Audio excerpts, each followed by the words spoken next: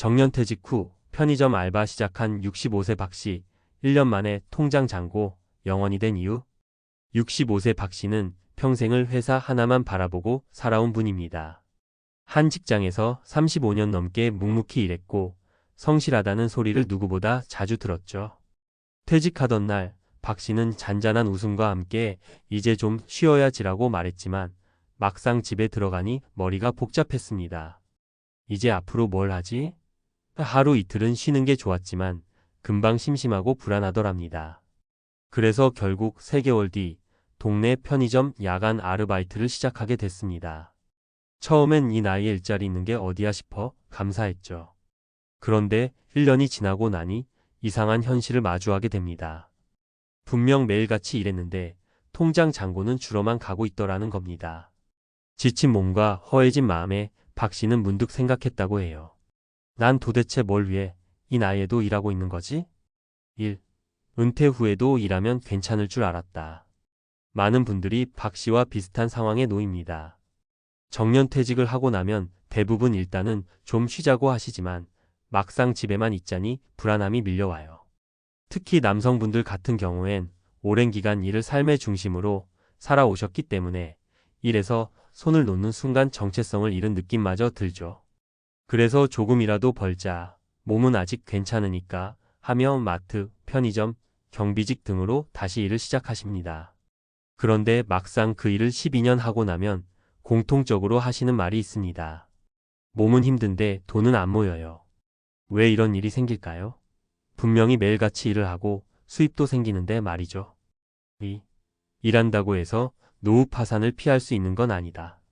이게 참 씁쓸한 현실인데요. 은퇴 후 일을 계속한다고 해서 경제적으로 안정되는 건 아닙니다. 이유는 크게 3가지입니다. 첫째, 고정 지출은 여전한데 수입은 줄어들었다는 것. 아르바이트나 단기 일자리의 평균 월급은 100만 원 내외입니다.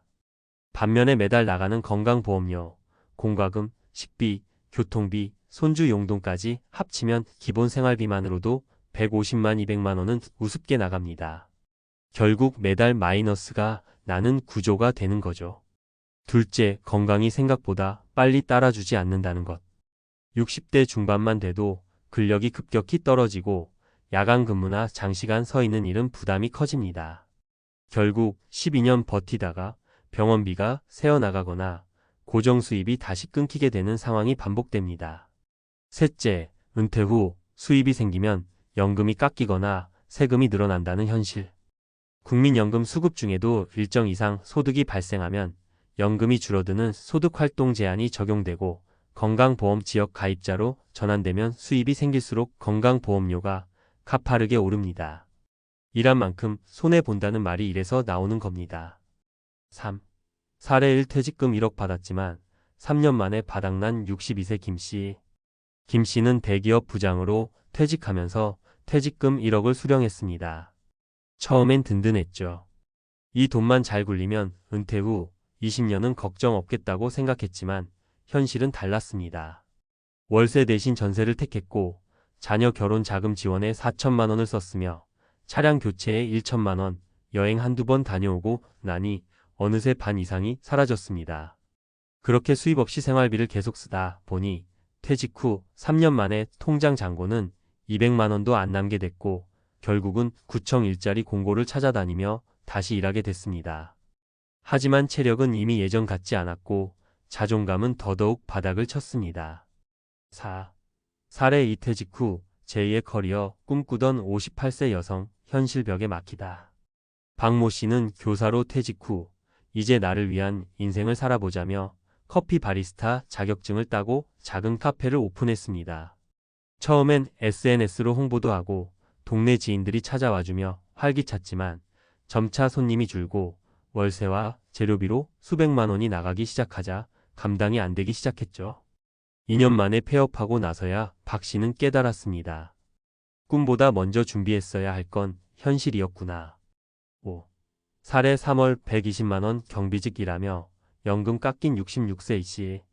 퇴직 후 월 120만 원짜리 경비직에 재취업한 이씨는 국민연금 외에 따로 준비한 자산이 거의 없었습니다. 그래서 꾸준히 일하며 살아가려 했지만 수입이 발생하면서 건강보험료가 월 12만 원에서 28만 원으로 껑충 뛰었고 공공임대 아파트 우선순위에서도 불이익을 받게 됐습니다.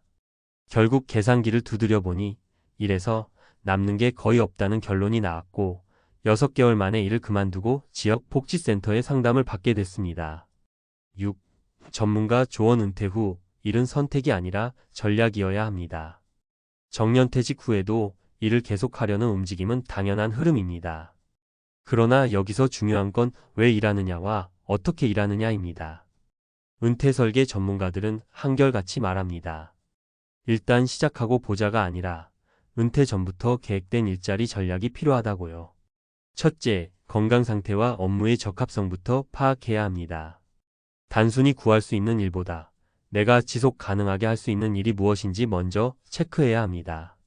건강검진과 체력평가, 수면 패턴까지 고려해야 해요. 둘째, 수입 대비 지출 구조를 계산해야 합니다. 월 100만 원 벌어서 50만 원이 세금과 보험료로 나간다면 차라리 복지제도를 활용하며 비수입 상태를 유지하는 게 나을 수 있습니다. 셋째, 은퇴 전부터 소득 대체 전략을 세워야 합니다.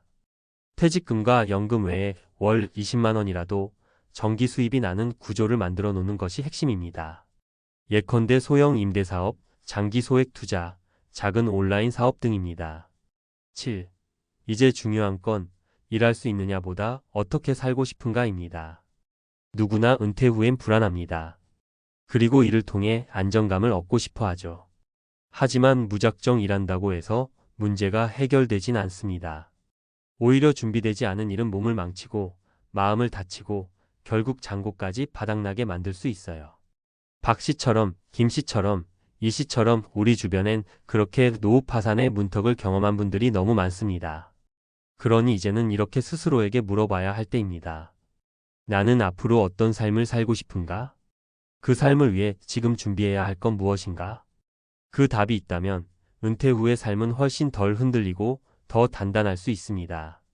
지금이 바로 그 준비를 시작해야 할 시간입니다. 앞서 박 씨 사례를 중심으로 은퇴 후 일과 노후 파산 문제를 살펴봤는데요. 여기서는 전문가 시각으로 좀 더 구체적이고 실용적인 정보를 전해드릴게요. 실제 생활에 바로 적용할 수 있도록 사례, 수치, 팁, 그리고 꼭 알아둬야 할 주의사항까지 친근한 말투로 차근차근 풀어드릴게요. 먼저 은퇴 후 일자리 문제를 다룰 때 가장 먼저 살펴야 할 게 내 건강 상태와 체력이에요. 아무리 돈이 필요해도 몸이 뒷받침되지 않으면 장기적으로는 독이 될 수 있거든요. 예를 들어 60대 초반에 야간 편의점 아르바이트를 시작했는데 6개월 만에 심한 허리 통증과 만성 피로에 시달려 일을 그만둬야 했던 김 씨 같은 사례가 많아요. 이분은 몸을 혹사시키면서 벌었던 월 120만 원이 결국 병원비로 빠져나가면서 오히려 재정 상태가 악화됐습니다. 그래서 전문가들은 은퇴 전, 늦어도 12년 전부터는 정기 건강검진과 체력평가를 받아보라고 조언해요. 무리한 노동형 일자리는 가능한 한 피하고 대신 가벼운 사무직이나 재택근무, 프리랜서 혹은 자신의 경력과 전문성을 살릴 수 있는 일자리를 모색하는 게 좋습니다. 다음으로 중요한 건 수입 대비 지출 구조를 냉정하게 점검하는 거예요.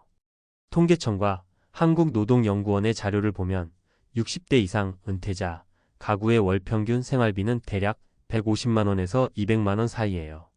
여기에는 기본 생활비는 물론이고 건강관리비, 교통비, 사회활동비 등이 포함됩니다. 그런데 편의점 아르바이트 등에서 벌 수 있는 월 수입은 80만 원에서 130만 원 사이가 많죠. 즉, 단순히 월급만으로 생활비를 충당하기엔 턱없이 부족한 겁니다.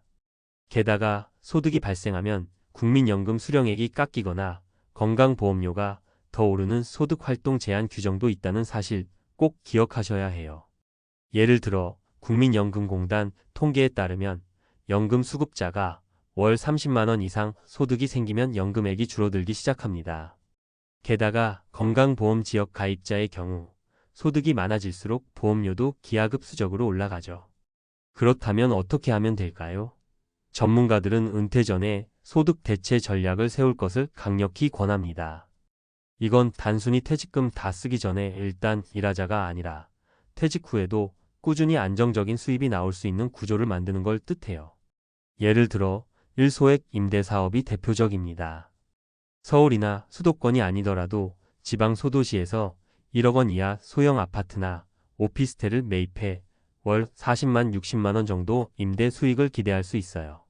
물론 초기 투자금과 관리비, 공실 위험 등은 고려해야 하지만 매월 고정 수입이 생긴다는 점에서 큰 장점입니다. 또 하나는 온라인 소자본 창업이에요.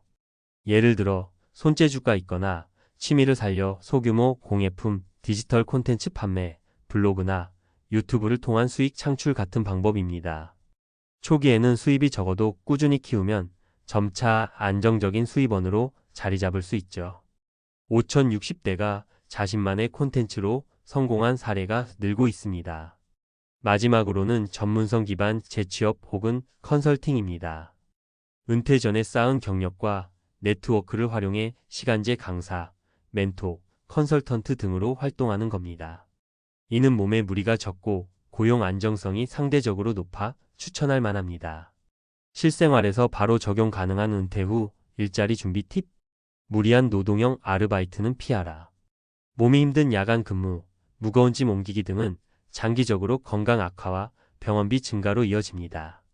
되도록 사무직, 재택, 자격증 활용 직업을 찾아보세요. 은퇴 2년 전부터 일자리 및 재정 계획을 세워라. 막연히 일해야지가 아니라 구체적으로 어떤 일을 할지, 수입과 지출은 어떻게 조율할지 미리 점검하는 게 중요합니다. 퇴직금 일부는 소득 창출형 자산으로 활용하라. 주식, 펀드, 부동산 소형 임대 사업 등으로 일정한 수입 흐름을 만드는 겁니다. 물론 위험도 있지만 전문가와 상담하며 분산 투자하는 게 안전합니다. 사회복지 및 공공지원제도를 적극 활용하라. 65세 이상 노인복지, 기초연금, 건강보험료, 경감제도 등 정부와 지방자치단체에서 제공하는 다양한 지원 정책이 있으니 꼭 신청하세요. 세금과 보험료 증가에 대비해 수입과 지출을 꼼꼼히 관리하라.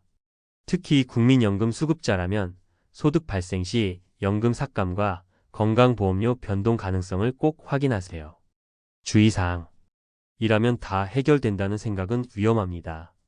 수입이 생겨도 지출과 세금, 보험료가 동시에 늘어날 수 있어 오히려 재정 압박이 커질 수 있어요. 건강이 무너지면 모든 게 끝입니다. 무리한 노동은 병원비 폭탄, 장기 요양 문제로 번질 수 있으니 반드시 신체 상태를 고려하세요. 대출 등 빚으로 버티는 건 최악의 선택입니다. 대출금이 쌓이면 노후 파산 위험이 급격히 올라가므로 꼭 재무 상담을 받으세요. 마지막으로 한 가지 더 드리고 싶은 말씀은 은퇴 후 일이란 단순한 생계수단을 넘어 삶의 의미와 행복을 찾는 과정일 수도 있다는 겁니다. 그래서 무조건 일해야 한다는 강박에서 벗어나 내가 좋아하는 일, 지속 가능한 일, 그리고 건강과 삶의 균형을 맞추는 일을 찾아가는 게 진짜 답이 아닐까 싶어요. 지금부터라도 자신의 건강 상태와 재정 상황을 꼼꼼히 점검하고 전문가와 상담하며 맞춤형 은퇴 전략을 세우시길 바랍니다. 그래야 박 씨처럼 1년 만에 통장 잔고가 바닥나는 불행을 피할 수 있습니다.